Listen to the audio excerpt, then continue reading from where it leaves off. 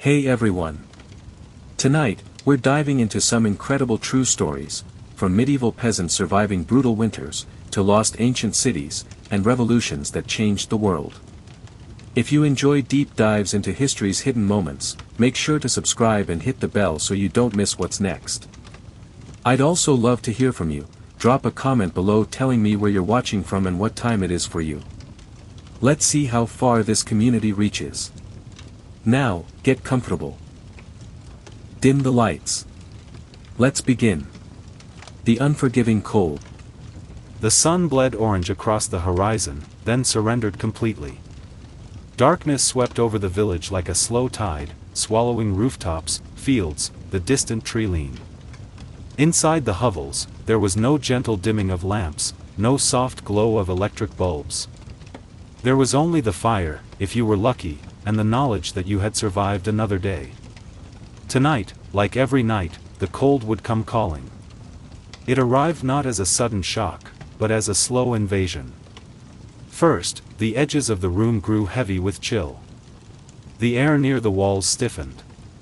Your breath began to mist, barely visible at first, then unmistakable. The heat from the hearth reached only so far, and beyond that small circle of fighting light, winter waited with infinite patience. The peasants knew this dance. They had learned it from their parents, who had learned it from theirs, stretching back into centuries of frozen mornings and desperate nights. There were no manuals, no experts to consult. Only memory. Only the body's ancient knowledge that warmth must be hunted, hoarded, protected. A woman pulled her youngest child closer, feeling the small ribs rise and fall against her arm. Her husband banked the embers with practiced hands, burying the glowing heart of the fire beneath a blanket of ash.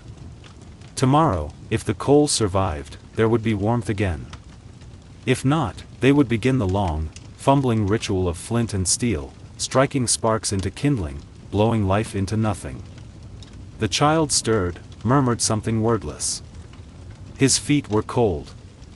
She tucked them between her own calves, a trick her mother had taught her. The straw beneath them rustled, poking through the thin wool of their bedding. Somewhere in the rafters, a chicken clucked softly, dreaming chicken dreams.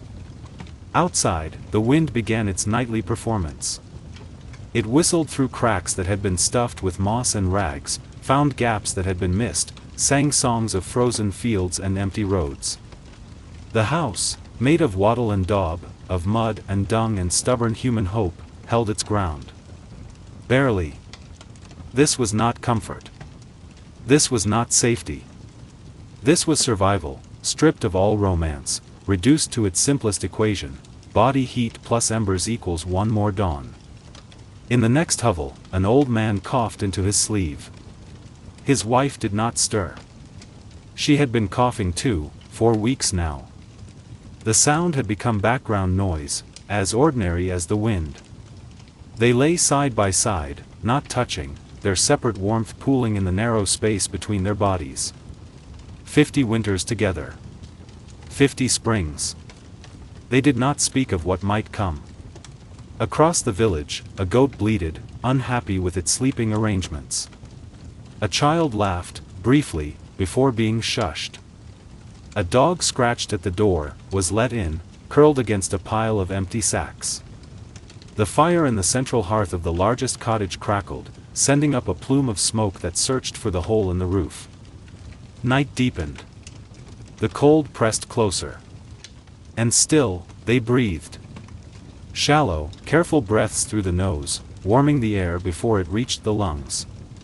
1,000 small adjustments, learned and forgotten and learned again. 1,000 small victories, each one leading to the next. The hours passed. The embers glowed like dying. To understand how medieval peasants survived winter, you must first understand their homes. Not as we imagine them, picturesque cottages with thatched roofs and flower boxes, but as they were, breathing, sweating, leaking vessels of mud and timber, barely holding themselves together against the elements. The walls were made of wattle and daub, which sounds charming until you learn what it means. Wattle was the framework, woven branches and sticks crisscrossed like a giant basket. Daub was the filling, a sticky mixture of wet earth, straw, and animal dung applied by hand and left to dry. Yes, dung. It was not a choice made from ignorance or lack of better materials. Dung was sticky, abundant, and free. It filled gaps that mud alone could not seal. It was, by any measure, excellent insulation. It also smelled. Not terribly, once dried, but there was always a faint whisper of the barnyard woven into the walls, a reminder that the boundary between human and animal was thin and permeable. These walls were never truly solid. They cracked in the heat, crumbled in the rain, sagged under their own weight. Every spring, repairs. Every autumn, more daub slapped over the wounds of the previous winter. The houses were living things, aging and healing and aging again. Floors were dirt. Not packed clay, not swept stone, just earth, the same earth that lay outside the door. In dry weather, this was tolerable. Dust gathered, children tracked in leaves, but you could sleep without your bones aching from the cold beneath you. In winter, the floor became something else entirely. The cold seeped upward from the frozen ground, rising through the straw. Weekly, building a thick mattress of golden stalks that trapped air and provided a buffer against the chill. But straw flattened fast. Within days, it was compressed into a thin, brittle mat, pocked with moisture and beginning to mold. By midwinter, what had once been clean bedding was a damp, sour-smelling mess, but you did not throw it out. You added more on top. You lived with the smell, the dampness, the small creatures that made their homes alongside yours. Windows, when they existed, were holes in the wall covered with oiled animal hide or wooden shutters. Glass was unimaginably expensive, reserved for cathedrals and the grandest manor houses. Even the lord of the manor likely possessed only a single small pane, thick and bubbled, through which the world appeared distorted and dreamlike. Peasants made do with hides, which let in a gray, milky light during the day and blocked nothing at night. The wind found every edge, every gap where the hide had shrunk or the frame had warped. Roofs were thatch, bundles of dried reeds or wheat straw layered thickly and tied down with rope. When new and well made, thatch was surprisingly effective, shedding rain and holding warmth. But thatch aged poorly. It sagged, developed thin spots, invited nesting birds and rodents. A squirrel dropping through the ceiling onto your dinner table was not a joke. It was a Tuesday. And the smoke. Every peasant home had a hearth, but few had chimneys. The smoke from the fire rose toward the roof, searching for the hole left for that purpose, and much of it found the exit. But not all. The rest drifted through the room, clinging to walls, settling into clothing and hair and lungs. It blackened the rafters, flavored the food, stung the eyes. It also preserved the thatch, deterred insects, and probably extended the life of the wooden frame. Unintended benefits of a perpetual haze. This was the architecture of cold. Not a failure of design, but a triumph of adaptation. Every element, from the dung in the walls to the smoke in the air, served a purpose. The peasants did not build poorly. They built exactly as well as their resources allowed, and their resources were mud, sticks, and stubbornness. Stand in one of these reconstructed homes today, on a mild autumn afternoon with sunlight streaming through the open door, and it feels almost cozy. The uneven walls have a handmade charm. The smell of earth and old smoke is not unpleasant. But spend a night there in January, with the fire dying and the wind scratching at the hides, and you understand. This was not a home. This was a shelter, a fragile membrane between human flesh and the infinite cold. Every morning that you woke still breathing was a victory. Every night you survived was a. The fire was not a luxury. It was a god, demanding constant worship. In the center of every peasant home, or as close to center as could be managed, sat the hearth. Sometimes it was nothing more than a ring of stones gathered from the riverbed. Sometimes it was a shallow pit lined with clay, worn smooth by years of ash and heat. Occasionally, in the homes of slightly wealthier peasants, there might be a simple stone structure built against one wall, a rough approximation of a fireplace without the chimney. But most were just open flames, breathing smoke into the room, their light flickering across faces worn by work and weather. Keeping the fire alive was the first commandment of winter. Let it die, and you faced not just cold, but the long, desperate ritual of resurrection. Flint and steel, if you had them. Striking sparks into dry tinder, cupping the fragile glow in your palms, blowing gently, patiently, while your fingers stiffened and your breath fogged the air. A single spark, properly nurtured, could become a flame. A single flame, properly fed, could become a fire. A fire could save your life. This is why peasants banked their fires at night. Not because they were tidy or organized, but because the alternative was waking in darkness to the task of creating warmth from nothing. Banking was an art, passed down through generations like a secret recipe. You pushed the glowing embers together into a compact mound, then buried them completely under a thick blanket of fine ash. The ash trapped the heat, slowing the embers' consumption, keeping them alive in a state of suspended animation.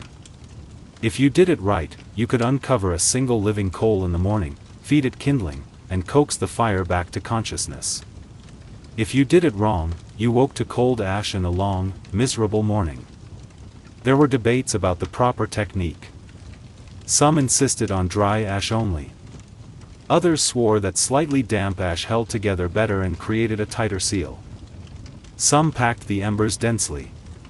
Others left them loose, claiming the fire needed to breathe even in sleep. These arguments could become heated, neighbors gesturing at each other's hearths with the easy certainty of men who had never banked another man. Fire. It was, in its way, a form of community. Disagreement proved you cared. The hearth was also the kitchen. A simple iron pot, suspended from a hook or balanced on 3 stones, held the evening stew. Root vegetables, mostly, the ones that stored well through winter. Turnips and parsnips and onions, boiled into submission, flavored with whatever scraps of meat could be spared. Sometimes salted pork, if the autumn slaughter had been generous. Sometimes nothing but herbs and hope. The stew simmered all day, its aroma filling the hut, its warmth radiating into the room. Dinner was not just food. It was fuel. And the hearth was light. After sunset, there was no other source. Candles were precious, made from tallow rendered from animal fat, smoking and smelling of the slaughterhouse. They were used sparingly, for close work or special occasions. Most evenings, the family gathered around the fire, their faces illuminated from below, casting dramatic shadows that danced across the walls. They told stories, sang songs, argued about nothing. The fire was their television, their theater, their window into another world. It was also their clock. The height of the flames, the depth of the embers, the position of the smoke hole relative to the stars visible through it, all these things told the hours. Peasants did not own timepieces. They did not need them. The fire measured the night. When the flames sank low and the room grew dim, the children were sent to their straw beds. The adults stayed up longer, tending the embers, talking in low voices. Sometimes the talk was of practical things, the price of wool, the health of the cow, the behavior of the Lord's bailiff. Sometimes it was memory, stories of winters past, of grandparents who had survived storms that buried houses, of babies born on the coldest nights and somehow still alive. Sometimes it was silence, just 2 people watching the glow and thinking their separate thoughts. The fire had no voice, but it spoke anyway. In its crackles and pops, its sudden flares and slow declines, it told the story of the night. How long until dawn? Whether the wind had shifted. If the wood was green or seasoned, good or poor. The fire was honest, mercilessly so. It could not be coaxed or persuaded. It burned what it was given and gave what heat it could. In the morning, the first task was to uncover the embers. Children held their breath as their mother brushed away the ash, revealing a single orange eye blinking in the gray. If it still glowed, the day began with relief. If it was dark and cold, the day began with labor. The fire was not a god, not really. But it received prayers all the same. When the walls failed and the fire faltered, peasants had one remaining defense: themselves. Human bodies are remarkably efficient heaters. At rest, an adult generates roughly the same warmth as a 100-watt light bulb. Huddled together, that warmth multiplies, each body contributing to a shared pool of heat that can mean the difference between life and death. Medieval peasants understood this instinctively, even if they could not have articulated the thermodynamics. They knew that cold killed fastest in isolation. Sleeping arrangements were therefore strategic, not sentimental. The warmest spot, closest to the hearth, went to the most vulnerable: infants, the elderly, the sick. Next came the primary caregivers, mothers with nursing babies, fathers who would rise first to revive the fire. Then the older children, the sturdy adolescents whose bodies generated heat efficiently. Finally, on the outermost edge of the human cluster, the strongest adults, those best equipped to withstand the chill that seeped in from the walls.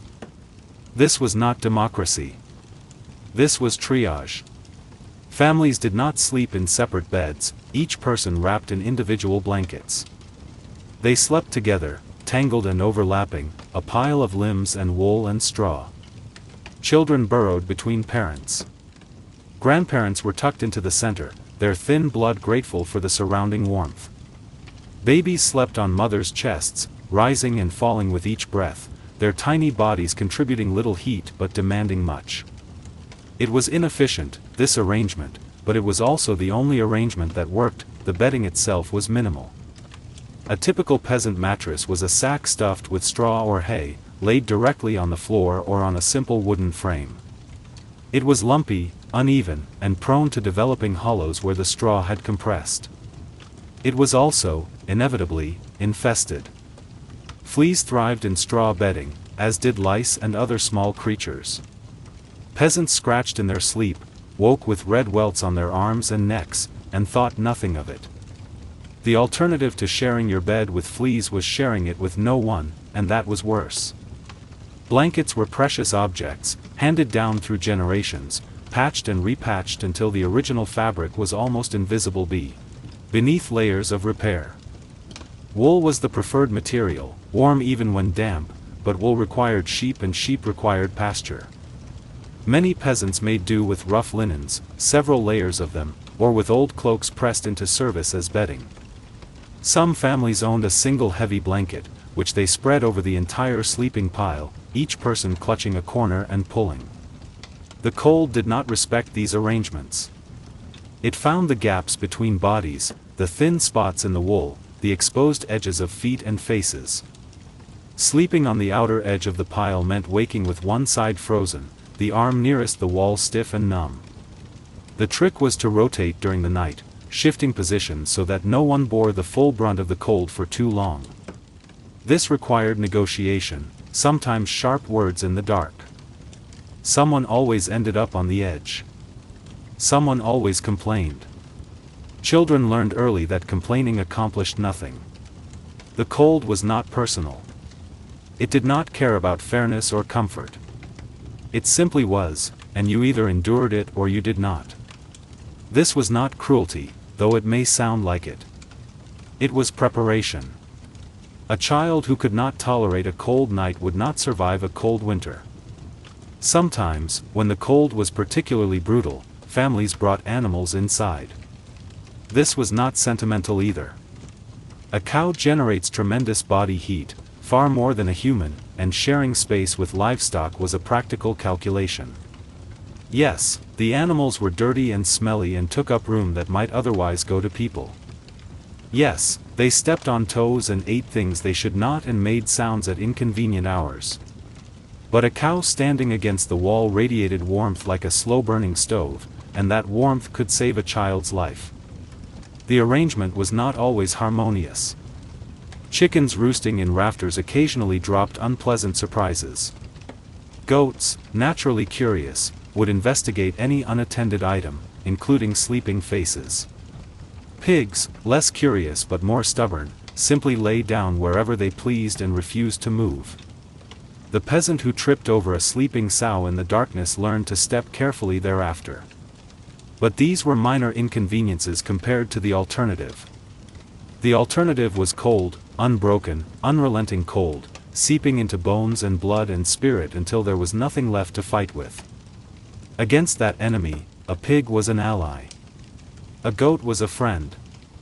A cow was salvation. So they huddled, human and animal, breathing together in the darkness. The fire slept. The wind howled. And somewhere, in the warmest corner of the hut, a baby dreamed fashion is a luxury of the warm. For medieval peasants, clothing was armor, and armor does not need to be beautiful. The typical peasant wardrobe was small enough to be listed on one hand. A linen shirt, coarse and scratchy, worn against the skin. A woolen tunic over it, knee-length for men, ankle-length for women, often in shades of brown or gray that came from natural dyes or no dyes at all. Leggings, or hose, tied to the waist with simple cords. A cloak, if you were fortunate, heavy wool or perhaps leather, draped over the shoulders and fastened with a pin of wood or bone. And shoes, if you had them, leather-turned shoes that molded to the foot but offered little protection against damp. This was the summer wardrobe. Winter required more. The principle was simple: everything you owned, you wore. The linen shirt. The wool tunic. Perhaps a second tunic over that, if you had one. Leggings, then another layer of leg coverings. The cloak, wrapped tight and pinned at the shoulder. Over the cloak, if you were truly fortunate, a sheepskin, wool side in for warmth, leather side out for wind resistance. The result was not elegant. You moved stiffly, encumbered by layers, your silhouette swollen to twice its normal size. You sweated during any exertion, the damp trapped against your skin, then froze when you stopped moving. You smelled, inevitably, because these clothes were not washed. Washing meant removing layers, exposing yourself to cold air, then waiting days for the fabric to dry. In winter, days could stretch into weeks. Most peasants chose to smell. This choice, born of necessity, had an unexpected benefit. The grime and body oils that accumulated on clothing over time actually improved its insulating properties. Dirt filled the gaps between fibers, blocking wind and trapping heat. A tunic that had been worn continuously for months was warmer than a clean one. This was not an excuse for poor hygiene, it was physics. The peasants who understood this, consciously or not, survived better than those who insisted on cleanliness. Hats were essential. The head loses heat faster than any other part of the body, and covering it was the single most effective warming measure a person could take. Wool caps, simple and functional, were common. Some peasants wrapped strips of cloth around their heads, turban style, tucking in their ears and the nape of the neck. Children were swaddled in hoods, their faces peeking out from folds of fabric, looking like small, bewildered turnips. Hands were harder to protect. Gloves required fine sewing and supple leather, both in short supply. Many peasants simply tucked their hands into their sleeves or crossed their arms inside their cloaks. Others wore middens, crudely cut from scraps of wool or fur, offering little dexterity but some warmth. On the coldest days, you worked with bare hands until they went numb, then thrust them into your armpits to thaw, then worked again. It was not efficient. It was what you did. Feet were the greatest challenge.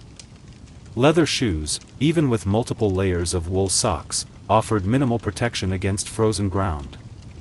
Snow melted through the seams. Mud soaked the leather. Within hours of leaving the house, your feet were wet, and wet feet in winter were dangerous. Frostbite was not a distant threat, it was a familiar visitor, claiming toes and heels and sometimes entire feet. Some peasants wrapped their feet in cloth, multiple layers of rags, then stuffed them into wooden clogs. The clogs kept the rags dry, or at least drier, and the rags provided insulation. This arrangement was clumsy, made walking awkward, and left distinctive prints in mud and snow. But it worked, after a fashion. You lost dexterity, not toes. It was a trade most were willing to make. Children were hardest to clothe. They grew constantly, outgrowing garments before they wore out, demanding new layers each winter. Hand-me-down circulated through families and villages, tunics that had served 3 siblings, cloaks cut down from adult garments, shoes stuffed with extra rags to fit smaller feet. No child was perfectly dressed for winter. All children survived, or did not, and the survivors learned to accept cold as a condition of life. There was no vanity in this. No one looked in mirrors, because mirrors were expensive and also because no one cared what they looked like. The question asked of winter clothing was not, "Does this suit me?" but, "Will this keep me alive?" The answer was usually, "Probably, if I'm lucky." And if you were lucky, if your family had enough wool and enough hands to sew and enough time before winter arrived, you might even be almost warm. Not comfortable, not cozy, not the bone-deep contentment of modern central heating. But warm enough. Warm enough to work, to eat, to sleep, to wake. Warm enough to survive. Hunger and cold are allies. They work together, weakening the body, dulling the mind, eroding the will to live. Peasants understood this relationship intimately and fought it with their most accessible weapon, food. In summer and autumn, when work was constant and food relatively abundant, peasants ate to fuel their labor. Bread, cheese, ale, whatever vegetables the garden produced, occasional meat when animals were slaughtered or game was caught. Meals were simple, repetitive, and filling. No one worried about calories or nutrition. You ate what was available, as much as you could, because winter was coming. Winter changed everything. Food became scarce, but the body's need for fuel increased. Keeping warm required energy, lots of it, and the cold itself accelerated metabolism as the body worked harder to maintain its core temperature. A peasant in winter burned through calories at an astonishing rate, and those calories had to come from somewhere. The solution was heavy, dense foods that sat in the stomach for hours, releasing energy slowly. Thick stews of root vegetables, simmered until the turnips and parsnips surrendered their structure and became a soft, homogeneous mass. Oatmeal, cooked until it was stiff enough to stand a spoon in, sweetened with honey if you were rich, eaten plain if you were not. Dark rye bread, so dense it could serve as a weapon, chewed until your jaw ached. These were the foods of winter survival. Fat was particularly prized. Animal fat, butter, lard, any concentrated source of energy that could be added to stews or spread on bread. A hunk of salted pork, fatty and rich, was worth more than twice its weight in lean meat. The fat rendered slowly in the cooking pot, flavoring everything it touched, and the solid pieces were distributed carefully, a precious resource to be shared among the family. Children were fed first and most insistently. Parents might go hungry to ensure their children ate, but they also made sure those children ate well. A hungry child was a cold child. A cold child was a vulnerable child, more susceptible to the respiratory infections that swept through villages each winter. You stuffed your children with porridge and stew and bread not because they were hungry, but because you wanted them alive in spring. The evening meal was the most important. Dinner needed to be substantial, filling, capable of generating heat throughout the long night. Peasants ate late, by modern standards, after the day's work was done and the family had gathered around the hearth. They ate slowly, savoring each mouthful, stretching the meal as long as possible. The fire crackled. The pot steamed. The children scraped the bottom for the last bits of softened vegetables. Then they slept, bellies full, metabolisms working, bodies generating warmth from within. It was not enough, this internal heat. Not nearly enough. But it was something, and something was better than nothing. Some foods were believed to have special warming properties. Onions, certainly. Garlic, perhaps. Certain herbs added to stews were thought to heat the blood, though whether this was pharmacological fact or hopeful superstition is difficult to determine. What mattered was the belief itself, the conviction that you could fight cold by eating the right things. Belief, too, generates warmth. The greatest challenge was preserving enough food to last through winter. Root vegetables could be stored in cool, dark places, layered in sand or straw to prevent sprouting. Grains, dried thoroughly and kept in sealed containers, would last for months. Meat was salted, smoked, or both, transformed into a product that bore little resemblance to its original form but would not rot. Apples were sliced and dried into leathery rings. Beans were harvested, shelled, and stored in sacks. Every autumn was a race against time. The harvest had to be brought in before the first frost. The slaughter had to happen before the animals grew thin on winter feed. The preserving had to be completed before the cold weather made work impossible. Villages worked collectively, sharing labor and resources, because one family's failure threatened everyone. A neighbor who ran out of food in February was a neighbor who might not survive, and the loss of any household weakened the entire community. And still, some winters, it was not enough. The stored grain grew mold. The salted meat was insufficient. The root vegetables rotted despite all precautions. Then came the desperate measures: boiling leather to extract whatever nutrition remained, grinding bark and seeds into a parody of flour, foraging for edible roots beneath the snow. Sometimes, in the worst years, the unthinkable happened. The historical records are full of euphemisms and omissions, but the meaning is clear. Starvation does strange things to people. But most winters were not the worst winters. Most winters, the stored food lasted, stretched and rationed and carefully distributed. Most winters, the family gathered around the hearth each evening and ate their fill or something close to it. Most winters, they survived. That was the goal, always. Not comfort. Not happiness. Survival, a necessity, it is said, is the mother of invention. For medieval peasants, necessity was also the mother of improvisation, adaptation, and occasional genius. Consider the heated stone. The concept is simple: place a flat rock in the heart of the fire, leave it there until it is nearly too hot to touch, then wrap it in cloth and tuck it into your bedding. The stone radiates warmth for hours, slowly cooling, by morning barely warmer than your own skin. It is not a modern heating pad. It does not adjust temperature or shut off automatically. It is a rock, heated by fire, and it works. The technique required care. A stone heated too rapidly might crack or explode, sending shards across the room. A stone wrapped too thinly might scorch the bedding or, worse, ignite it. A stone placed too close to sleeping bodies might cause burns, especially in children who could not feel the heat building beneath their covers. Every family had stories of near disasters, singed blankets, minor fires quickly extinguished. Every family also had stories of nights made bearable by a single warm rock at the foot of the bed. The hay box was another innovation. A sturdy wooden container, lined thickly with hay, could keep cooked food warm for hours.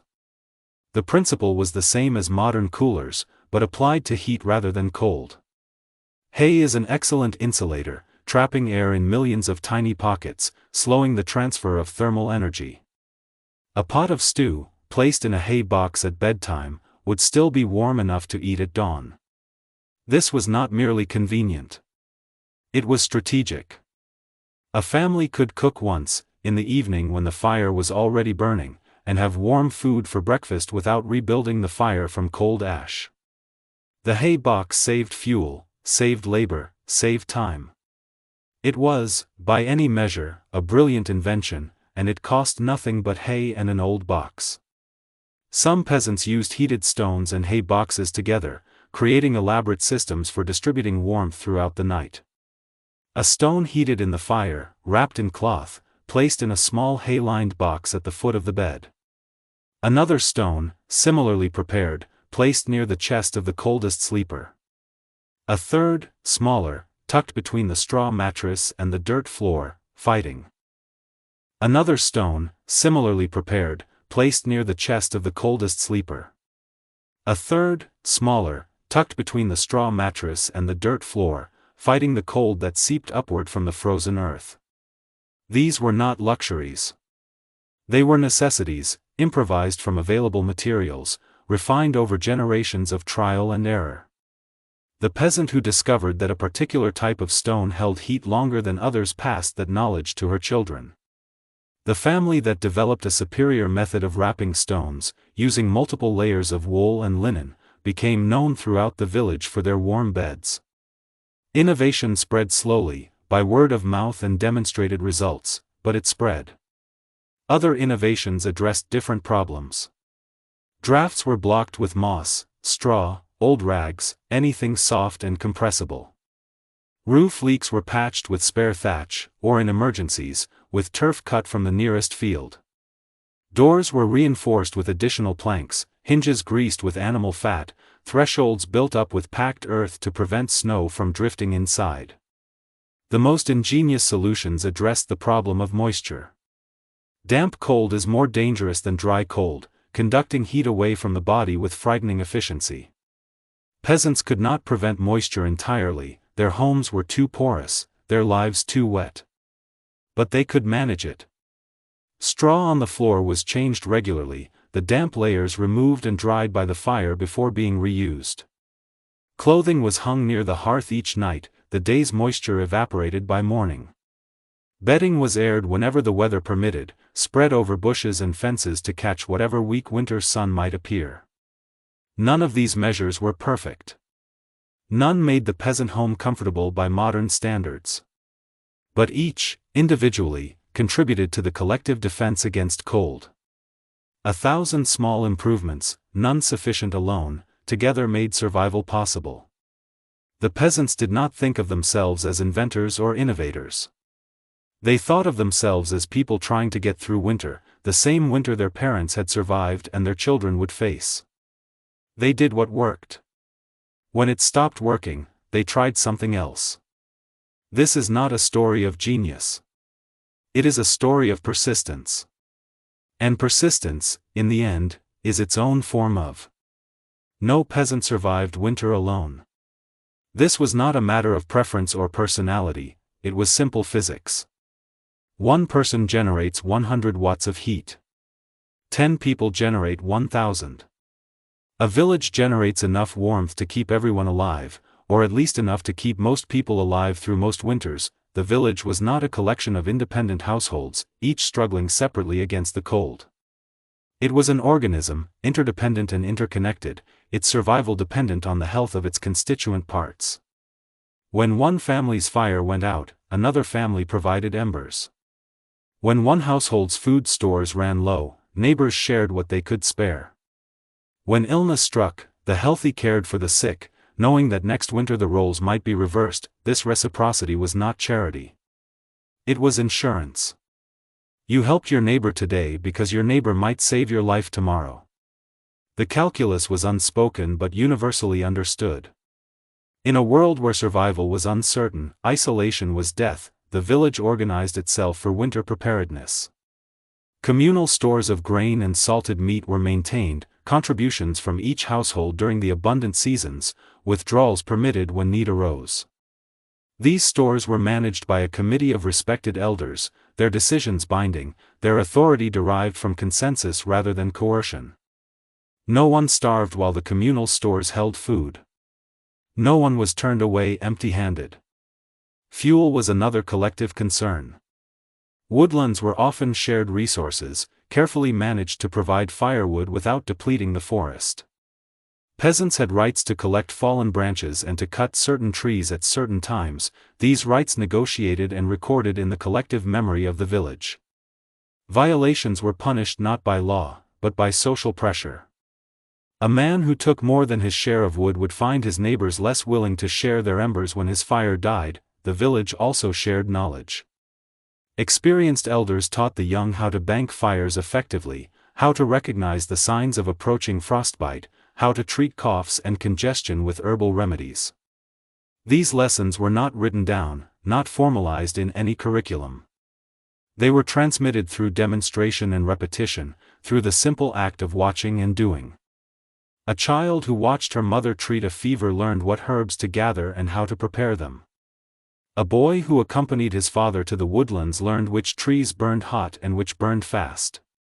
This knowledge was cumulative, each generation adding to the store, refining techniques, discarding methods that proved ineffective. By the height of the medieval period, European peasants possessed a sophisticated understanding of cold weather survival, developed over centuries of trial and error. They could not have articulated this understanding in scientific terms. They did not need to. Winter also reshaped social relationships. The long, dark evenings, when work was impossible and movement was limited, brought families and communities together in ways that summer never could. People gathered in the largest available cottage, clustering around its hearth, sharing stories and songs and silence. Courtships began in these gatherings, marriages arranged, feuds mediated. The cold that kept people indoors also forced them to interact, to negotiate, to find common ground. Not all of these interactions were harmonious. Proximity breeds conflict as surely as it breeds cooperation. Families with long-standing disputes found themselves sharing space, their resentment simmering alongside the stew. Theft increased during hard winters, desperation overcoming scruples. Violence sometimes erupted, quickly suppressed by neighbors who could not afford the luxury of righteous anger when survival demanded unity. But for the most part, the community held. It had to. The alternative was unthinkable. And so the village endured, winter after winter, generation after generation. Individual families rose and fell, prospered and struggled, but the community persisted. Its collective memory stretched back centuries, its practices refined by countless anonymous innovators, its resilience tested and proven by every freezing night and frozen dawn. This was the true achievement of medieval peasants. Not the survival of any individual, however remarkable, but the survival of the community itself, the social fabric that wrapped around each person like an extra layer of wool, warming them with the knowledge that they were not alone, when every physical defense against cold had been exhausted, when the fire was banked and the walls were stuffed and the family was huddled together under every available blanket. Medieval peasants turned to the one remaining source of warmth, faith. It is difficult, from the comfortable distance of the modern world, to understand the intensity of medieval religious belief. Faith was not a Sunday activity, compartmentalized and separate from daily life. It was woven into every breath, every decision, every hope and fear. The world was saturated with the divine, or the demonic, or both. Saints watched over specific aspects of life. Angels and devils contested for souls. God observed everything, judged everything, and would ultimately determine everyone's eternal fate. In winter, this cosmic drama felt particularly immediate. The cold was not merely a natural phenomenon, it was a manifestation of spiritual forces, a reminder of human vulnerability and divine power. The darkness that swallowed the village each evening was not merely the absence of light, it was the realm of evil spirits, of wandering souls, of all the dangers that lurked beyond the fragile circle of the hearth. Peasants responded with prayer. Not the formal, liturgical prayers of the clergy, but the spontaneous, desperate petitions of people who had nowhere else to turn. Please, God, keep the fire alive through the night. Please, Blessed Virgin, protect my child from the cough that killed my mother. Please, Saint Catherine, intercede for us, ask your Son to remember that we are only dust, that we cannot endure much more of this. Specific saints were invoked for specific threats. Saint Blaise protected against throat ailments, his blessing invoked over anyone suffering from cough or hoarseness. Saint Christopher guarded travelers, though few peasants traveled far in winter. Saint Margaret was called upon during childbirth, which did not pause for cold weather. Saint Nicholas, later transformed into a jolly gift-giver, was originally a protector of children and the vulnerable, his feast day in early December a plea for mercy through the darkest months. Religious objects accumulated in peasant homes. A cross of blessed palm, brought home on Palm Sunday and tucked into the thatch. A small vial of holy water, procured from the parish priest, sprinkled around the hearth on the coldest nights. A candle blessed at Candlemas, lit only in extremis, its flickering flame a direct appeal to the light of the world. These objects were not superstition, or not only superstition. They were tangible connections to a power greater than human strength, visible evidence that the cosmic battle between warmth and cold, light and darkness, life and death, had already been decided. The church building itself was a refuge, literally and symbolically. Its stone walls, thick. The parish church stood at the center of every village, its tower visible from the surrounding fields, its bells marking the hours of prayer and labor. In winter, it served another purpose: sanctuary. Stone does not warm quickly, but it holds warmth longer than wood or wattle. The church, built of quarried blocks and mortar, accumulated heat slowly over days and released it even more slowly. On Sunday mornings, when the congregation gathered for Mass, their collective body heat seeped into the walls and floor, creating a reservoir of warmth that persisted through the week. By February, the church was noticeably warmer than the surrounding cottages, its interior temperature stabilized by thermal mass and the regular presence of human bodies. Peasants did not understand thermodynamics, but they understood comfort. The old and infirm made excuses to visit the church on cold days, sitting quietly in the back pews, their breath barely misting in the candlelit air. Mothers brought young children, ostensibly to pray, actually to thaw. Even the priest, who might have objected to this practical use of sacred space, understood the necessity. God, after all, had made bodies that needed warmth. The church also stored the village's most precious spiritual assets, relics. Fragments of saints' bones, scraps of holy garments, dust from the Holy Land, all contained within ornate reliquaries of metal and wood. These objects were not merely symbolic, they were conduits of divine power, capable of intervening in the physical world. In desperate winters, the relics were processed through the village, carried by priests and acolytes along the frozen paths, their presence a plea for mercy.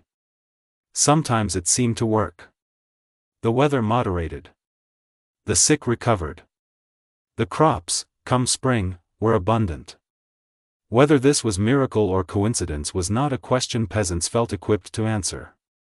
They only knew that some winters were survivable and some were not, and that prayer and relics and faith were among the tools they had for tipping the balance toward survival. The liturgical calendar structured the winter months, providing rhythm and meaning to the long darkness.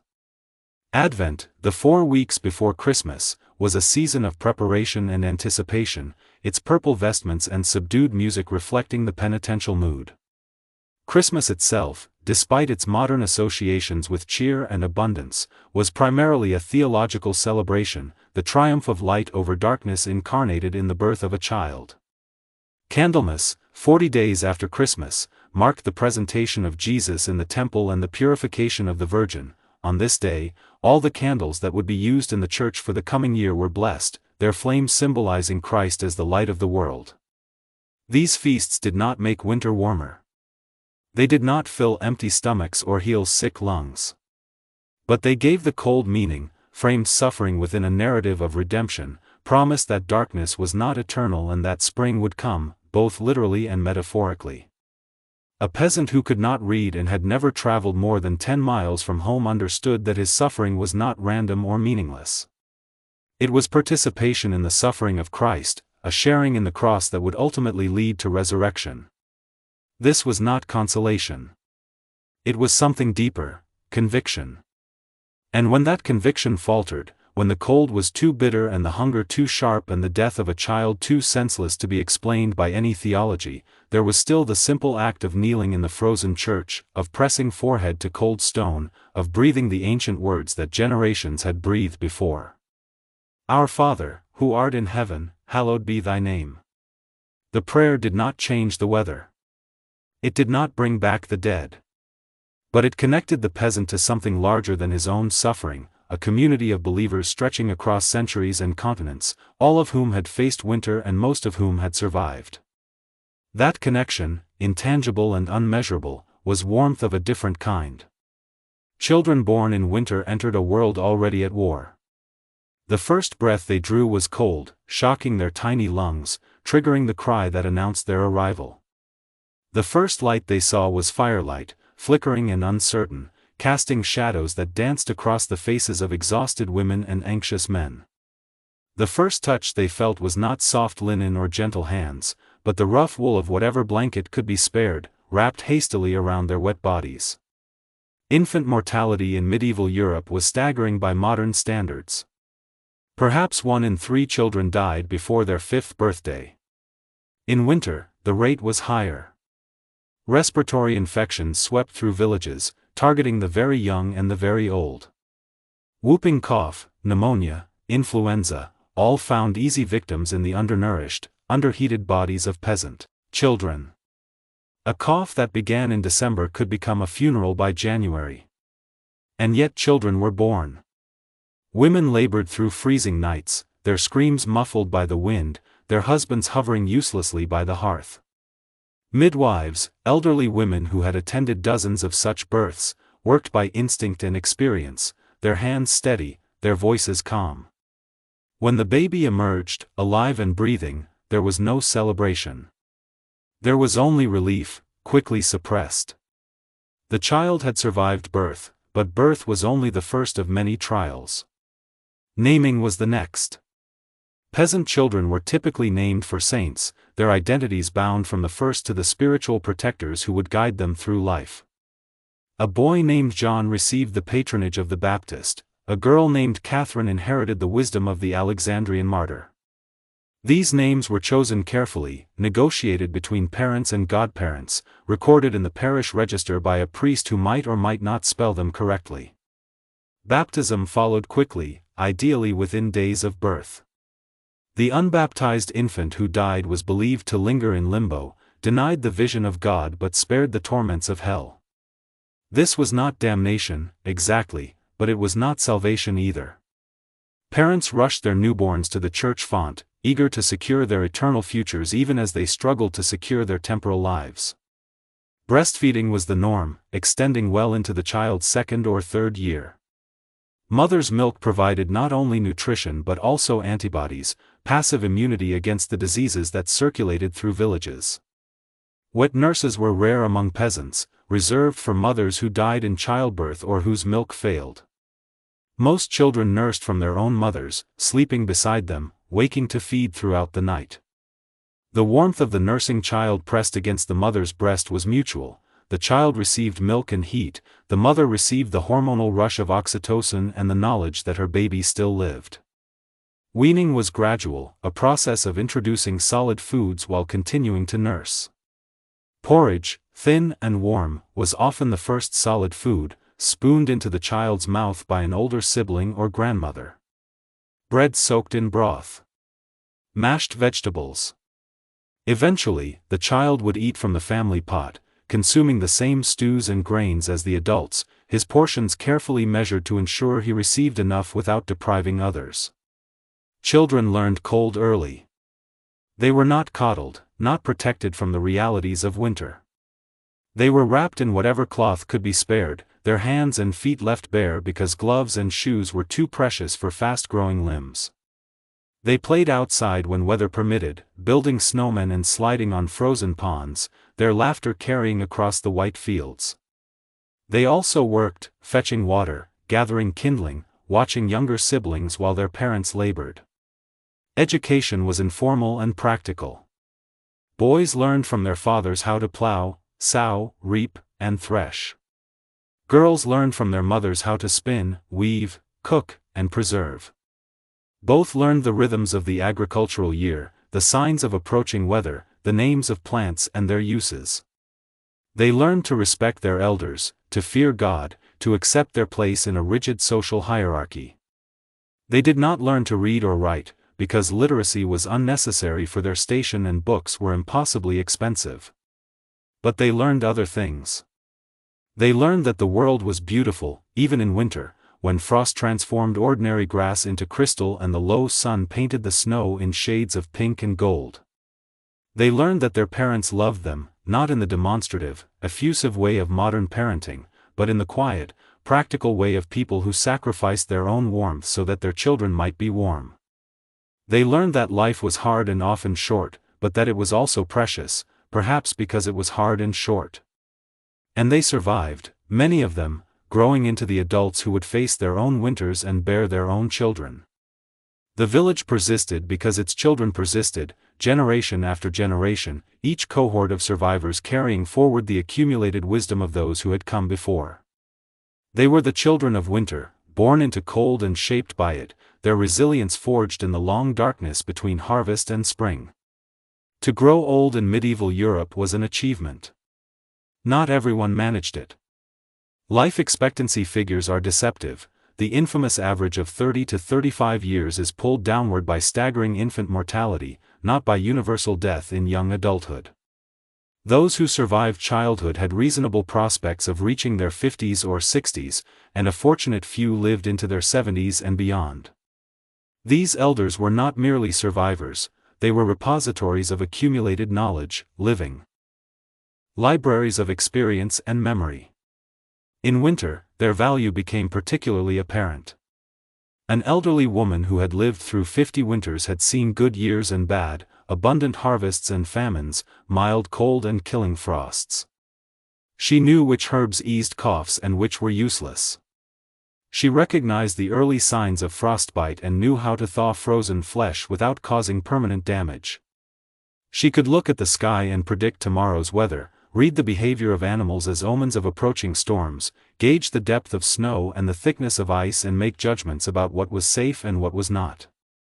This knowledge was not written down. It existed only in her memory, transmitted through demonstration and oral instruction to her children and grandchildren. When she died, that knowledge would not disappear entirely, some of it would have been passed on, absorbed by attentive learners, incorporated into the collective wisdom of the village.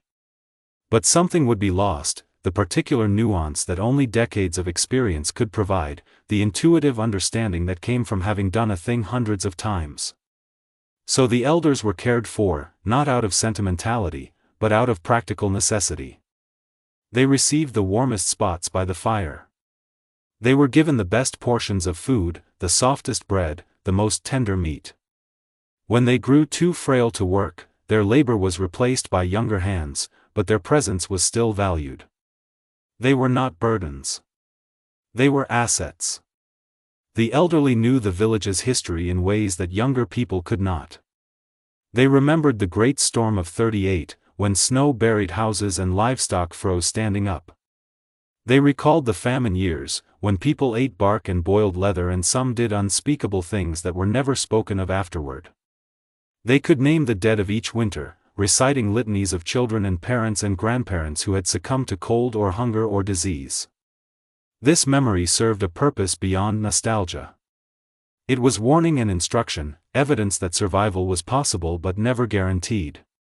The elders who had faced the worst winters and lived to tell about them were living proof that endurance was possible. Their very existence was a message to the young: you too can survive this, if you are careful and lucky and stubborn enough. In return for their care, the elders contributed what they could.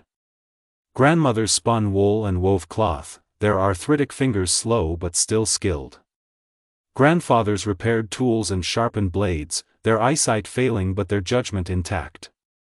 They told stories to children, keeping the village's oral tradition alive, ensuring that the next generation would know the names and deeds of their ancestors. They adjudicated disputes, drawing on decades of experience to determine who was lying and who was truthful, who had been wronged and who was merely greedy. And when death came for them, as it came for everyone, they faced it with the same pragmatic acceptance they had brought to every winter. They had lived. They had contributed. They had passed on what they knew. Now it was time for the young to take their place, to become the elders of future winters, to carry forward the endless work of survival. The village buried its dead in the churchyard, beneath simple wooden crosses that would weather and warp and eventually fall. The names were recorded in the parish register, brief entries in the priest's careful hand: Johanna, widow, aged about 70, buried January 15th.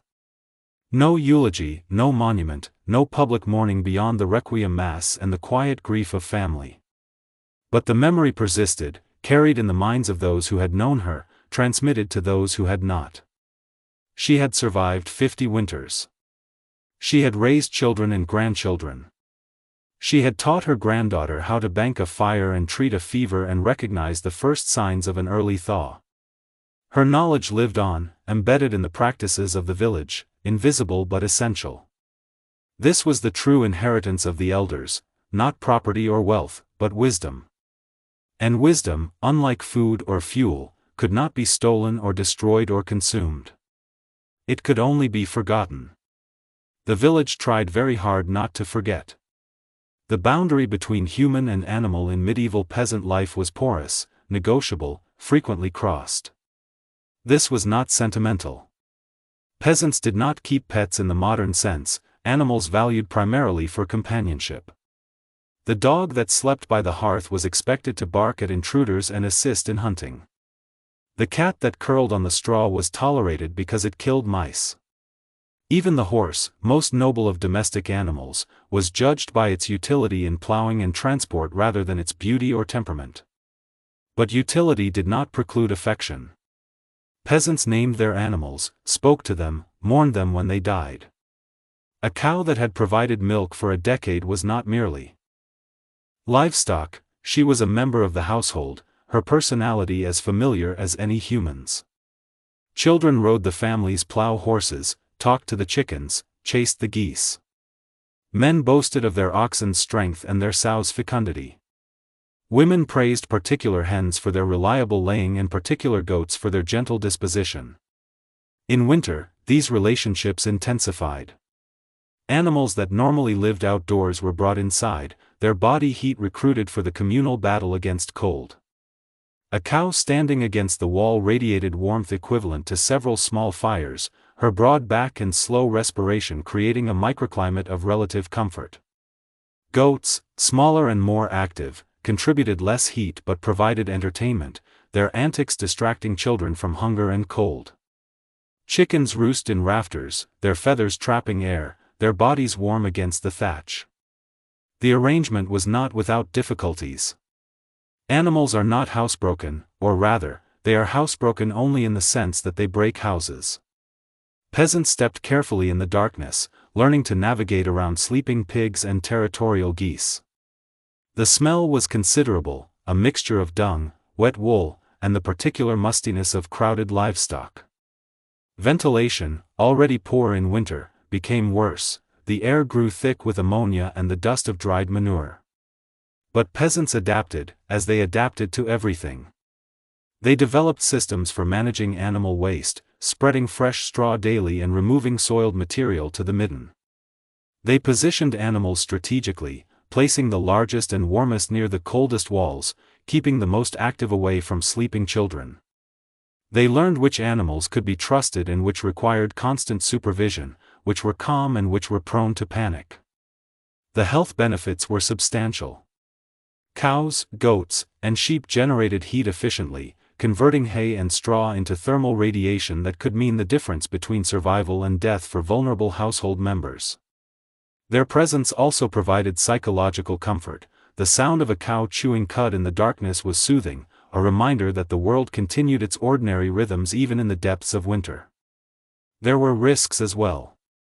Animals carry diseases, some transmissible to humans. Close contact with livestock increased exposure to pathogens that normally circulated only among animals. Tuberculosis, brucellosis, anthrax, all could cross the species barrier under crowded conditions. Peasants did not understand germ theory, but they recognized that illness sometimes followed unusually close contact with sick animals. They developed protocols, isolating obviously diseased livestock, burning carcasses, avoiding consumption of meat from animals that had died of unknown causes. Still, the benefits outweighed the risks. A household without livestock was a household without warmth, without milk, without the possibility of meat and leather and wool. The animals were essential partners in the enterprise of survival, their contributions as valuable as any human labor.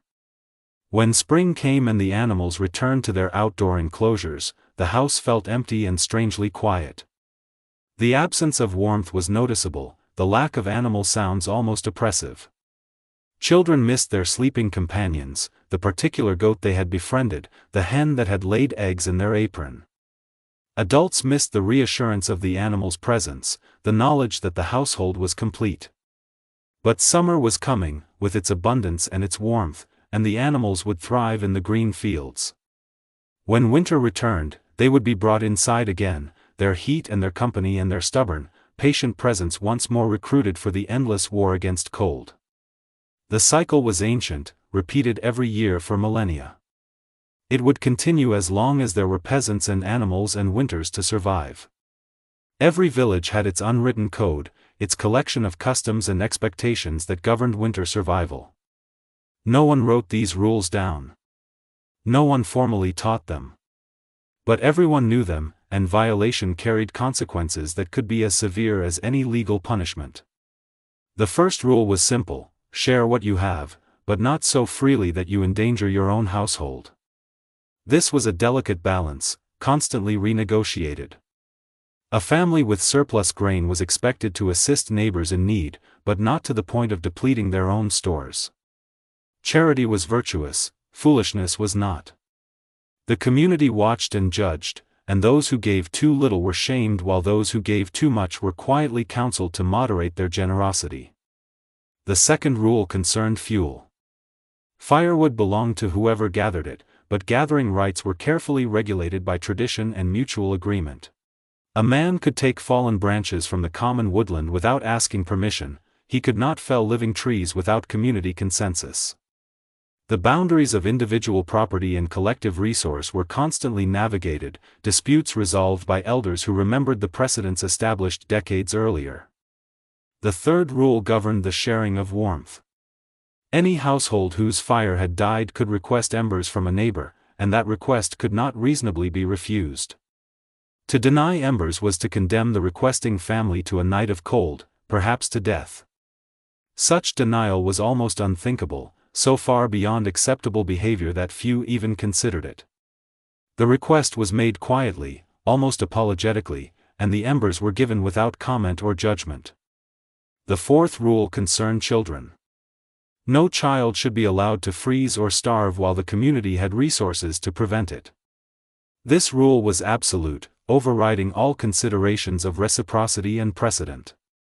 A child whose parents had died, whose family had no resources, whose household had collapsed, became the responsibility of the entire village.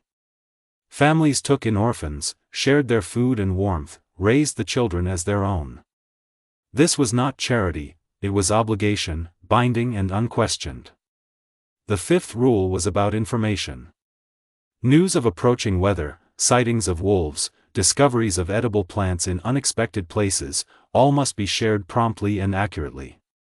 Hoarding information was as serious a violation as hoarding food, perhaps more serious because its effects were diffuse. A man who knew of an approaching storm and failed to warn his neighbors bore responsibility for whatever damage that storm caused. The sixth rule concerned reciprocity. Gifts of food, fuel, or assistance created obligations that must eventually be repaid. The repayment need not be immediate, nor exactly equivalent in value. A family that received grain in February might repay with labor in August, or with eggs when their hens began laying, or with a share of the pig they slaughtered in autumn. The obligation persisted until it was satisfied, tracked in the collective memory of the village, enforceable by social pressure rather than law. The seventh and final rule was unspoken but universally understood: winter reveals character. The person who was generous and patient and resourceful in summer became more so in winter, their virtues refined by hardship.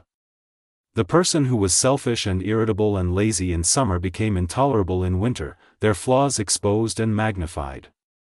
Villagers observed each other closely during the cold months, forming judgments that would persist through the following years. Winter was not merely a season of survival.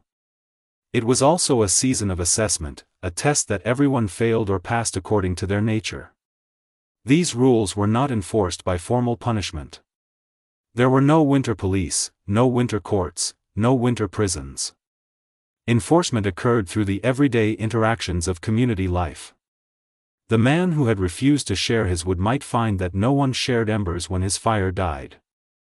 The woman who had hoarded information about an approaching storm might discover that no one warned her of the next one. The family that had denied charity to orphans might find themselves isolated, excluded from communal gatherings, their children uninvited to play with others. This informal justice system was not always fair. It could be arbitrary, influenced by personal grudges and long-standing feuds. It sometimes punished the innocent and spared the guilty. But it was the only system the village had, and it worked well enough, most of the time. Winter was the ultimate enforcer. The cold did not care about excuses or explanations. It did not distinguish between the deserving and the undeserving. It simply applied pressure, evenly and relentlessly, and those who could not withstand that pressure were eliminated. The village could not afford to carry those who would not carry themselves. December 21st, the winter solstice, was the longest night of the year. The peasants did not calculate solstices with astronomical precision. They observed the sun's progress through observation and tradition, noting when its arc across the sky reached its lowest point and the days began, almost imperceptibly, to lengthen. This was not merely an agricultural convenience, it was a spiritual event, a cosmic turning point, the moment when darkness reached its maximum and began its retreat before the advance of light. The Church, ever practical, had long since Christianized this pagan observance. December 25th, chosen for reasons more symbolic than historical, marked the nativity of Christ, the birth of the light of the world. But peasants knew that the real turning point came several days earlier, when the sun itself seemed to pause before beginning its slow return. They marked the solstice with quiet rituals. Some barely remembered from pre-Christian times, others improvised from the materials at hand. On the longest night, families stayed awake as long as possible. This was partly practical. A fire that burned through the entire night, fed continuously rather than banked for morning, provided unprecedented warmth and light. Children who were usually sent to their straw beds at sunset were permitted to stay up, wrapped in blankets, watching the flames. Adults told stories, sang songs, recited prayers. The communal effort of vigilance bound the household together, a collective defiance of the darkness pressing against the walls. But there was also something deeper, something almost primal, in this vigil. The longest night was a test, a demonstration that the household could endure through darkness until dawn. To sleep through it was to surrender, to admit that the night was too powerful to resist. To stay awake was to assert human agency against cosmic forces, to insist that light would return because people refused to stop believing in it. The stories told on the longest night were different from ordinary tales. They were the old stories, the ones that explained why the world was as it was and how it might someday be redeemed. The creation of the world from primordial chaos. The flood that washed away human wickedness. The exodus from slavery, the wandering in the wilderness, the arrival in the promised land. The birth of a child in a stable, visited by shepherds and magi, destined to save his people from their sins. These stories were not merely entertainment. They were maps, guides to navigating the moral landscape of existence. They taught that darkness was temporary, that suffering had meaning, that redemption was possible. A peasant huddled by the fire on the longest night might not be able to read or write, might never travel more than a few miles from his birthplace, might die before his 40th birthday. But he knew, with absolute certainty, that his life was part of a larger narrative, that his struggles and sacrifices were witnessed and valued. Around midnight, if the fire was still strong and the children were still awake, someone would go outside to check the sky. The door would open, admitting a blast of frozen air and a swirl of snow. The watcher would stand for a moment, scanning the heavens for any break in the clouds, any glimpse of the stars that wheeled overhead in their eternal circuits. Then the door would close, and the watcher would report, no change. Still dark. Still cold. But the night could not last forever. Sometime in the early hours, a subtle shift would occur.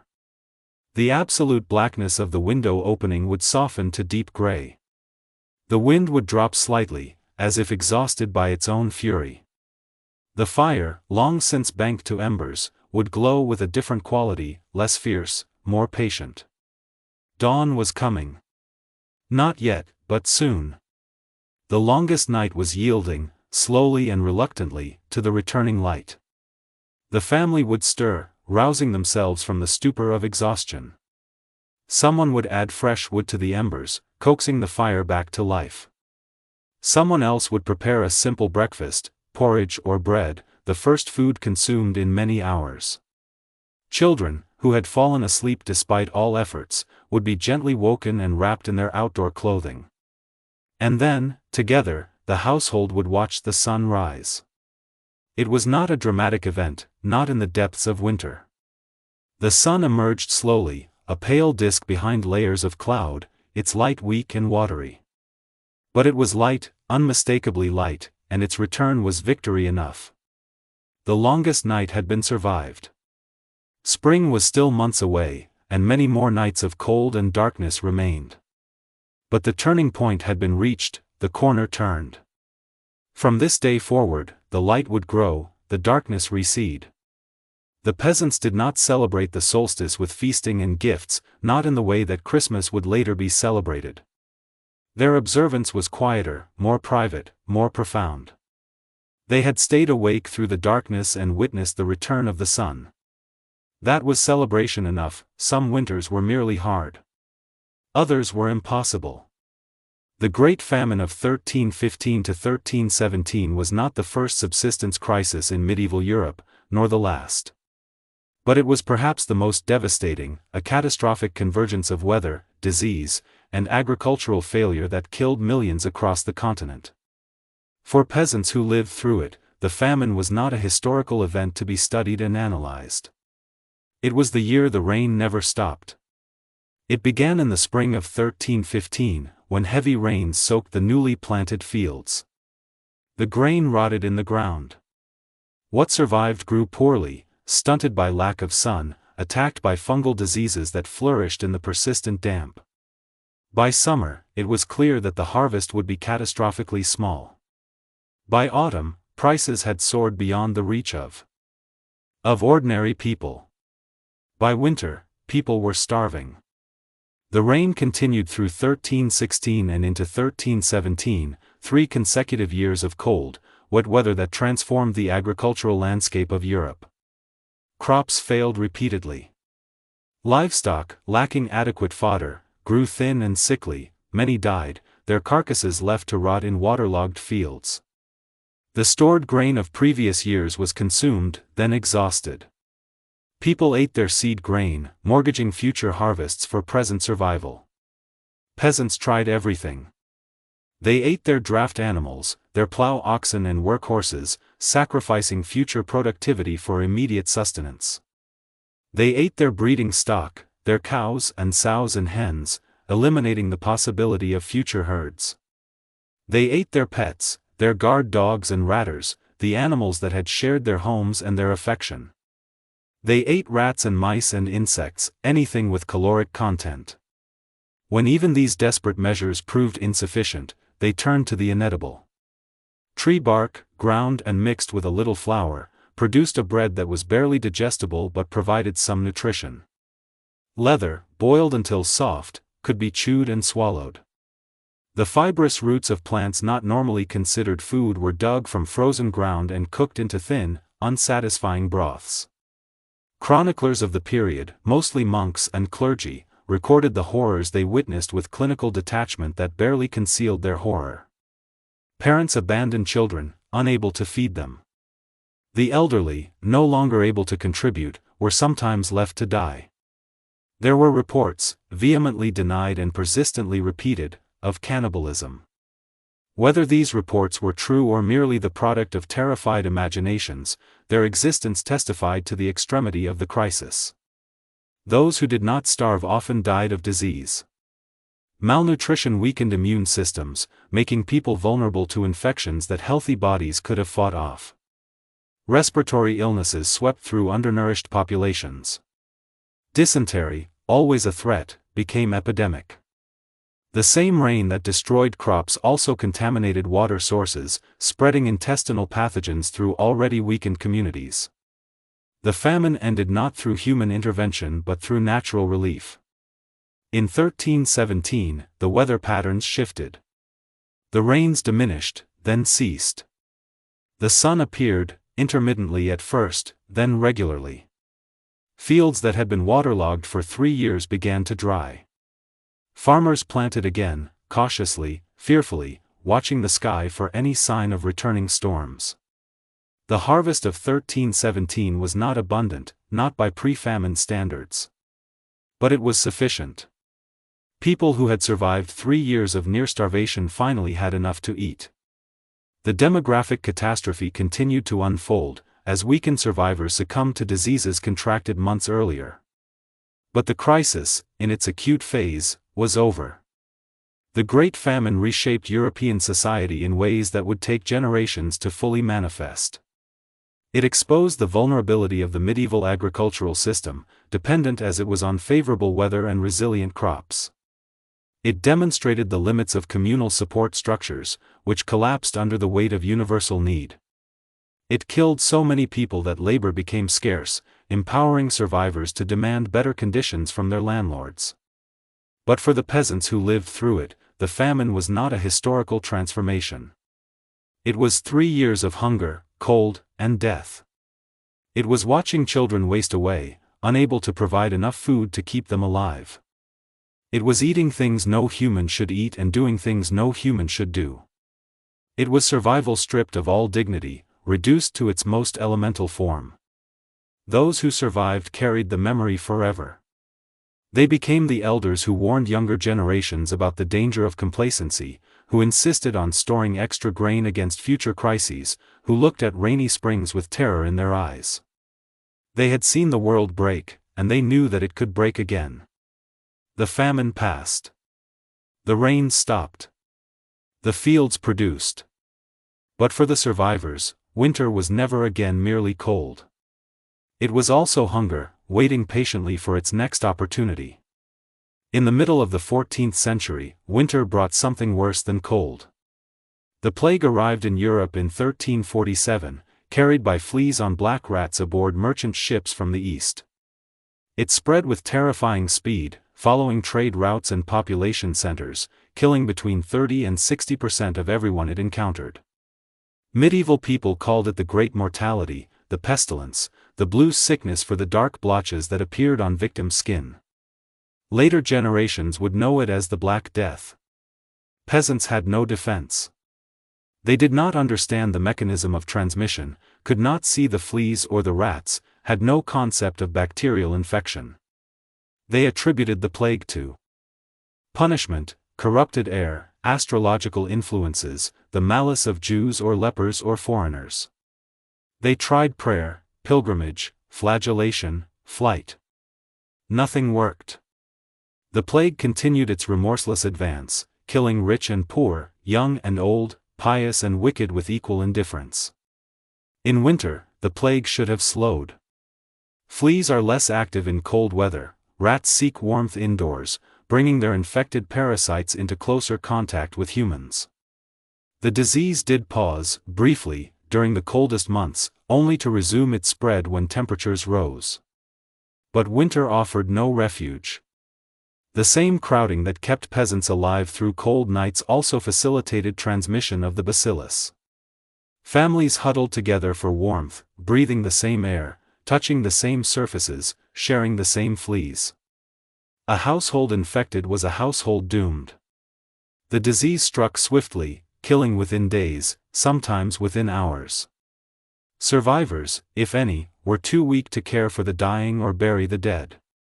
Neighbors, fearing contagion, refused to enter infected homes. The sick died alone, their cries unanswered, their bodies left to rot where they fell. Entire villages were abandoned. The living fled, carrying the infection with them to new communities. The dead remained, their corpses stacked in mass graves or simply left where they lay. Fields went unplanted. Livestock wandered untended. The careful structures of agricultural life, maintained for centuries, collapsed in a matter of months. When the plague finally receded, around 1351, Europe was transformed. Perhaps 20 million people had died, a demographic catastrophe without precedent or parallel. The labor shortage that followed empowered surviving peasants to demand better terms from their landlords. Wages rose. Serfdom, already weakening, declined further. The rigid hierarchies of medieval society began to crack. But these were long-term consequences, invisible to those who lived through the plague years. What peasants experienced was not transformation but annihilation.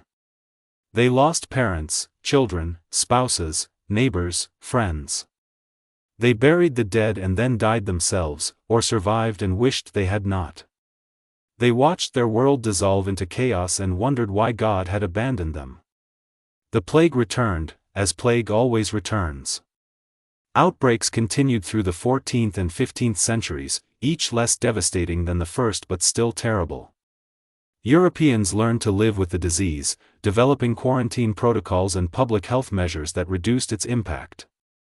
But they never forgot the years when death walked through every village, every household, every heart. For peasants, winter acquired a new dimension of terror. Cold had always been the enemy, predictable and familiar. Plague was something else, arbitrary and incomprehensible. Cold killed slowly, giving warning, allowing preparation. Plague killed swiftly, without mercy or discrimination. Cold could be fought with fire and wool and communal warmth. Plague had no defense except flight, and flight was often futile. And yet the survivors persisted. They rebuilt their villages, replanted their fields, remarried and bore children. They did not forget, because forgetting was impossible. But they continued, because continuing was what peasants did. They had always survived, through cold and hunger and disease, through famine and plague and the endless grinding labor of subsistence. They would survive this too.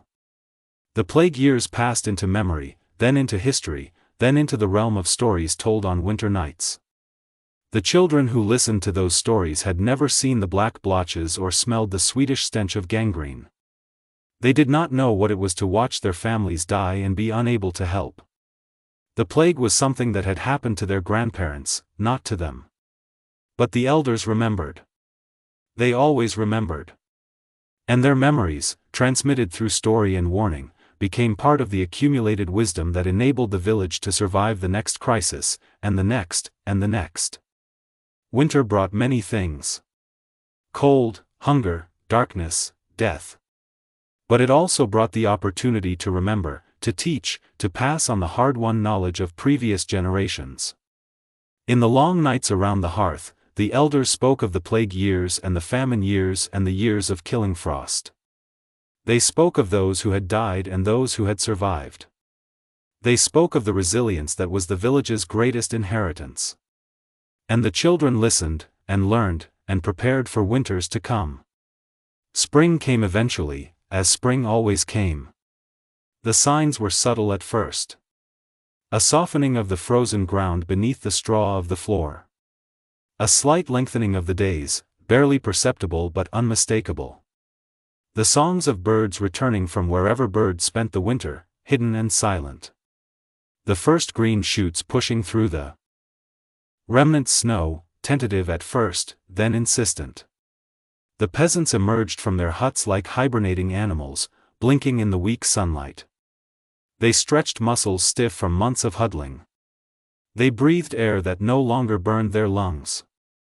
They looked at each other, these survivors of another winter, and saw what the cold had taken and what it had left behind. Some were missing. The old man who had coughed through December and fallen silent in January. The infant born on the solstice, too fragile to withstand the long nights. The woman who had never recovered from autumn fever, who faded slowly through February and was buried on a gray March morning. Their absence was palpable, gaps in the fabric of community that would never be fully mended. But most were present, blinking and stretching and gradually remembering how to live in warmth. The children had grown, taller and thinner, their faces pale from months indoors. The adults looked older, their hair grayer, their hands more lined. Winter aged everyone, not just the elderly. It carved its signature into skin and bone and spirit. The first task was assessment. What remained of the stored grain? How many animals had survived? Which tools needed repair, which fields needed plowing, which roofs had collapsed under the weight of snow? The inventory of survival was methodical and grim, a ledger of losses and remaining assets. Then came the work. Fields that had lain fallow through winter must be prepared for spring planting. The soil, thawing gradually, was turned with plows pulled by whatever draft animals had survived. Seed grain, carefully preserved through the hungry months, was sown in straight rows, each kernel a prayer for the harvest to come. Gardens were dug, manured, planted with beans and peas and onions and cabbages, the vegetables that would sustain the household through summer and autumn and the next winter. The animals that had shared the peasants' homes through the cold months were returned. The animals that had shared the peasants' homes through the cold months were returned to their outdoor enclosures. The cows, blinking in the unfamiliar brightness, seemed almost reluctant to leave the warmth and companionship of the hut. The goats, characteristically, expressed their opinion of this relocation by attempting to re-enter the moment the door was closed. The chickens, liberated from their rafters, scratched happily in the newly thawed earth, finding insects that had survived the winter in dormant states. The house itself required attention. Straw that had served as flooring through the winter was now a compacted, sodden mass, impregnated with mud and animal waste and the detritus of months of habitation. It was stripped out, carried to the midden, replaced with fresh, sweet-smelling rushes gathered from the riverbanks. The walls were inspected for damage, cracks filled with new daub, loose thatch repaired or replaced. The hearth was cleaned of accumulated ash, its stones reset if they had shifted during the winter's constant use. These tasks were not drudgery. They were renewal, the physical manifestation of spring's promise. Each repaired crack, each fresh layer of straw, each clean surface was an assertion that winter's occupation was temporary, that the house belonged to its human inhabitants and would be reclaimed. The village, too, underwent transformation. Paths that had been impassable through months of snow and mud were cleared and graded. Fences damaged by winter storms were mended. The church, whose cold stone interior had provided refuge for the elderly and infirm, was aired and cleaned, its winter accumulation of candle soot and incense smoke scrubbed from walls and altarpieces. And the dead were properly mourned. Funerals that had been hasty or postponed through the worst of winter were conducted with full ritual, the priest intoning the ancient words of Christian hope over graves dug in the newly softened earth. Families gathered to remember those who had not survived, their grief freshened by the contrast between spring's renewal and winter's endings. The cemetery, empty through the cold months, received its annual influx of occupants. Then, gradually, life returned to its warmer rhythms. The long evenings around the hearth shortened as daylight expanded and outdoor work consumed more hours. The communal gatherings that had sustained the village through winter became less frequent, replaced by the separate labors of individual households.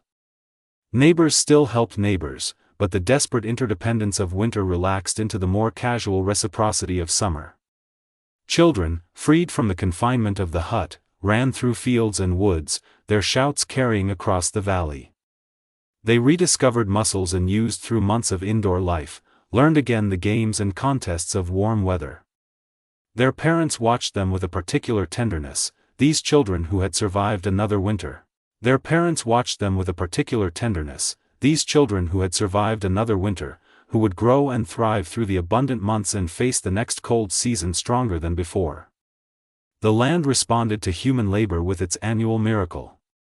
Seeds sprouted, pushing green blades through dark soil. Blossoms appeared on fruit trees, fragile and pink, promising abundance to come. The river, swollen with snowmelt, ran fast and clear, carrying nutrients to the fields along its banks. Bees emerged from their hives, beginning the patient work of pollination that would ensure the autumn harvest. The peasants watched these developments with anxious attention, veterans of too many seasons to take anything for granted. A late frost could destroy the fruit blossoms. A prolonged drought could shrivel the young grain. Hail, wind, flood, pestilence, any of a dozen calamities could transform this spring of promise into another winter of hunger. They had seen it happen. They knew it could happen again. But they also knew that worry accomplished nothing. The seeds were planted, the prayers offered, the work done. What remained was patience and faith, the same qualities that had sustained them through the frozen nights and the empty bellies and the endless waiting for warmth. Spring was not a guarantee.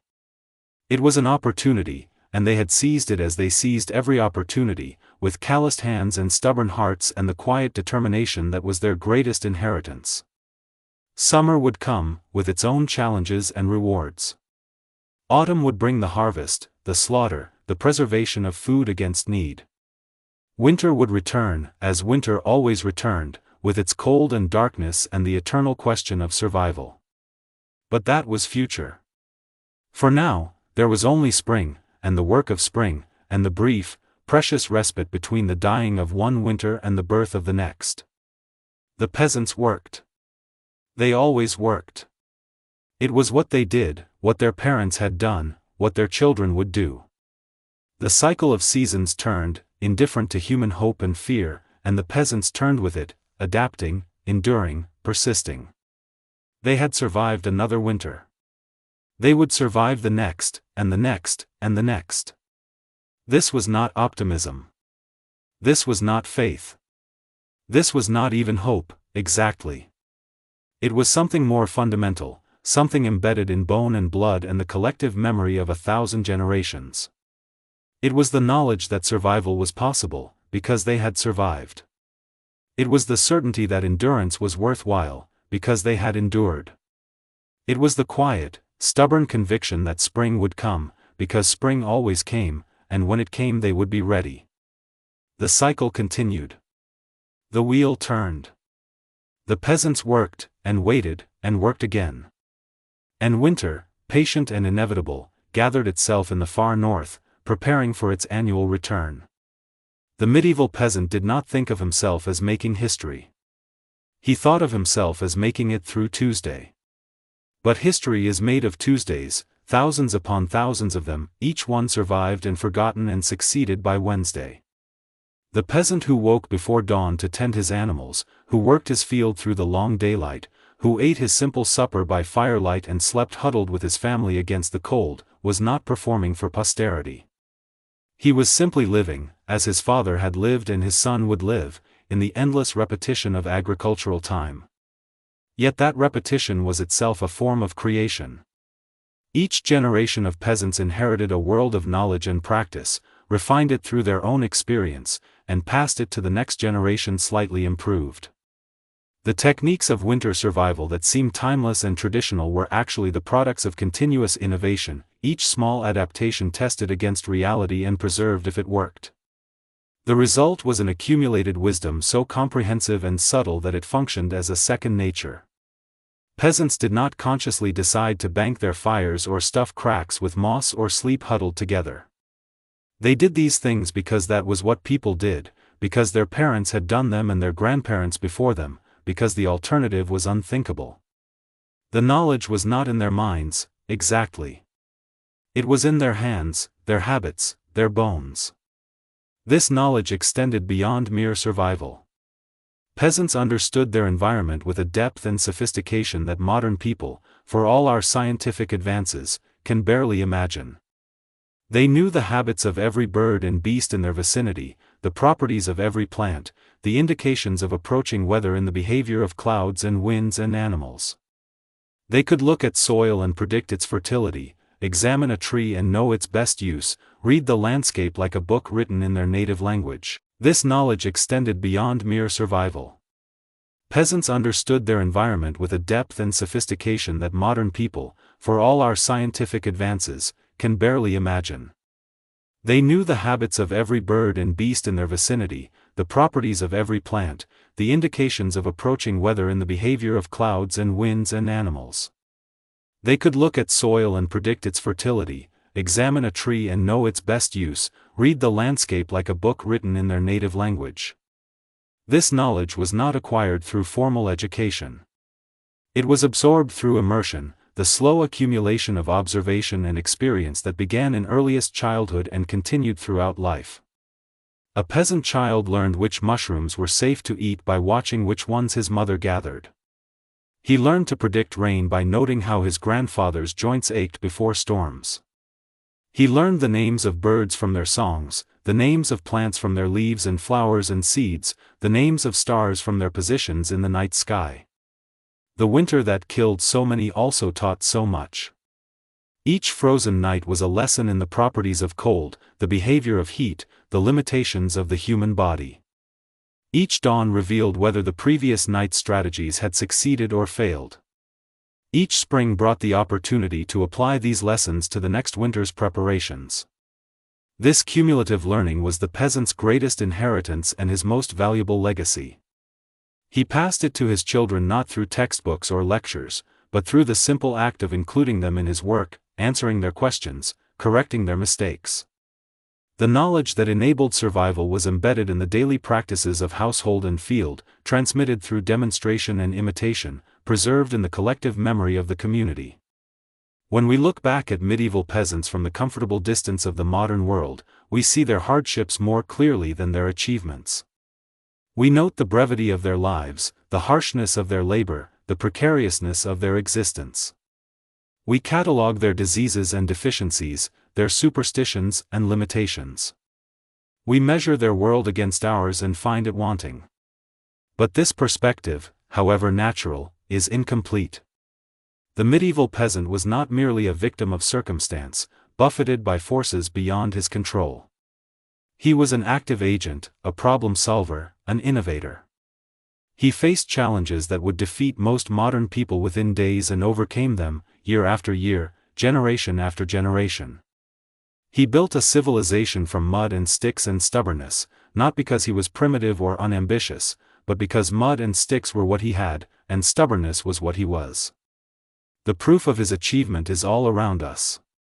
The villages he founded, expanded, and maintained became the towns and cities of modern Europe. The fields he cleared and cultivated still produce food.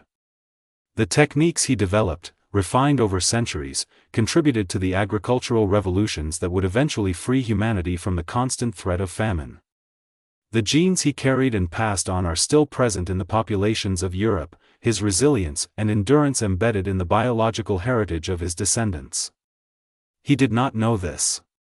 He could not imagine a world in which winter was merely inconvenient rather than life-threatening, in which food was abundant and varied, in which children routinely survived to adulthood and elders died of old age rather than exposure or starvation. His horizon was bounded by the next harvest, the next winter, the next generation. He worked for his children and his children's children, not for some distant posterity he would never see. But his work was not in vain. The world he helped create, through his labor and suffering and persistence, is the world we inhabit.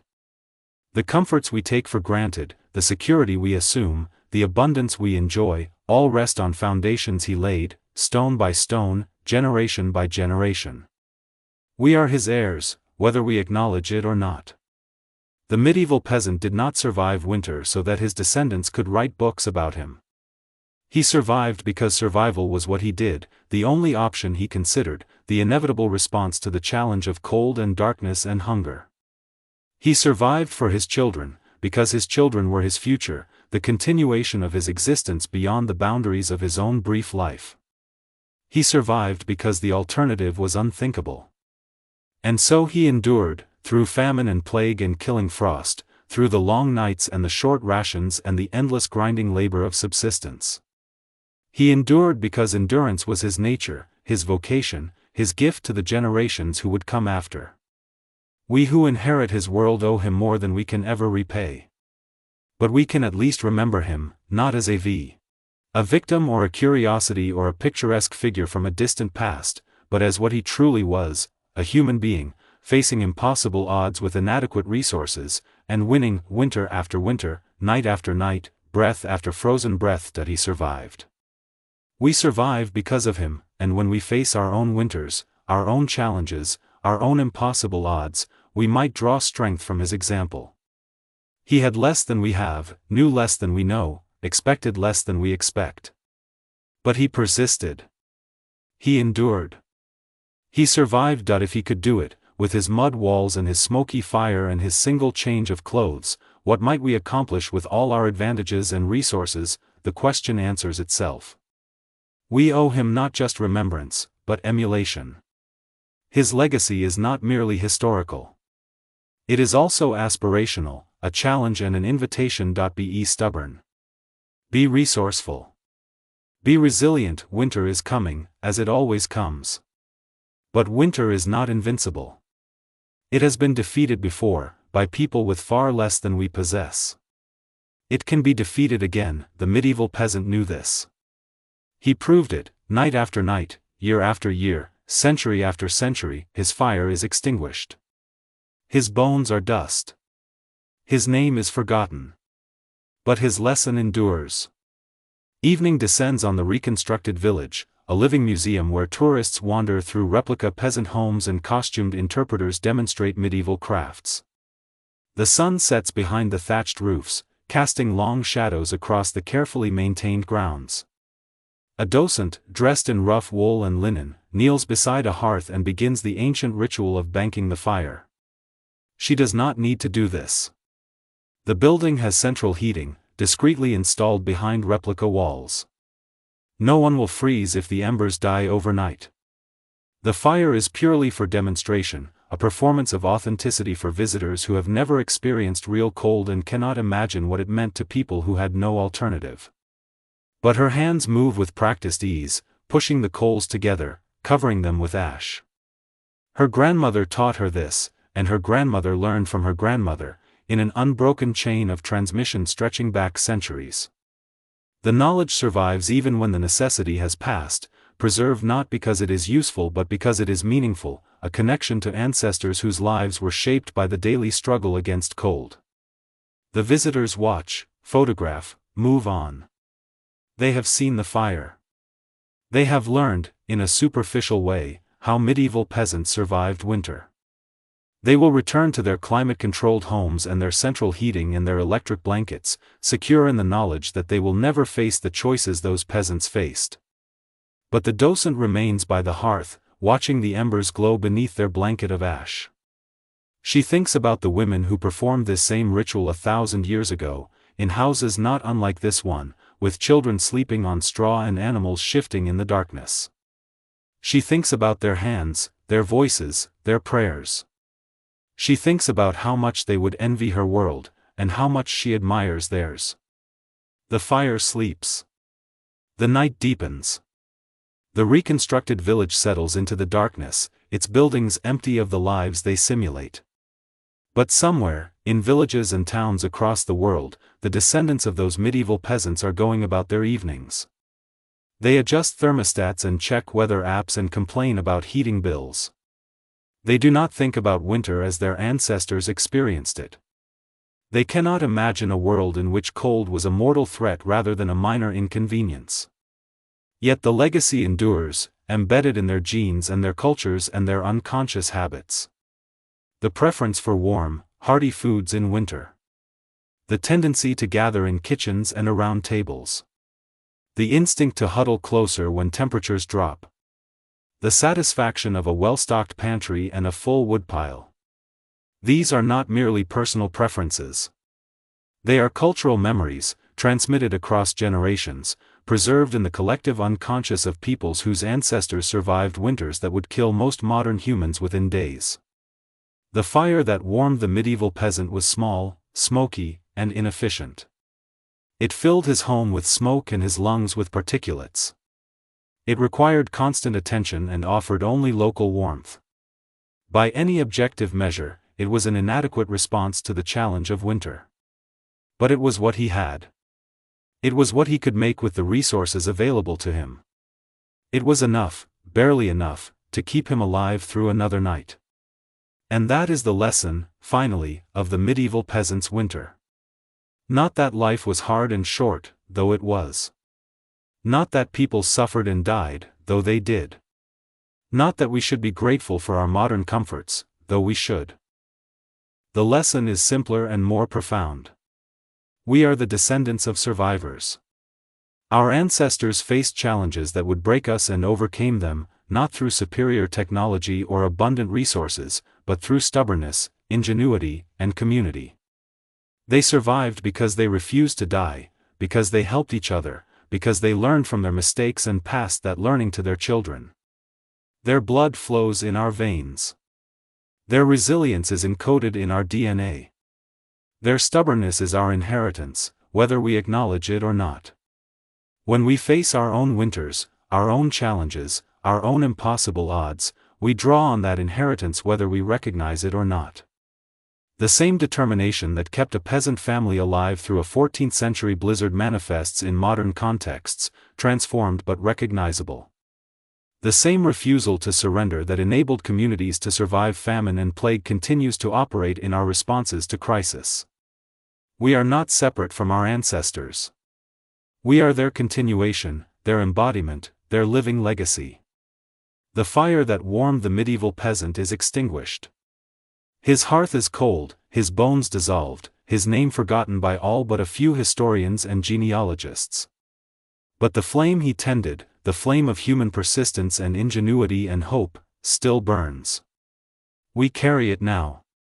It is our responsibility and our privilege to tend it, to feed it, to pass it to our children as it was passed to us.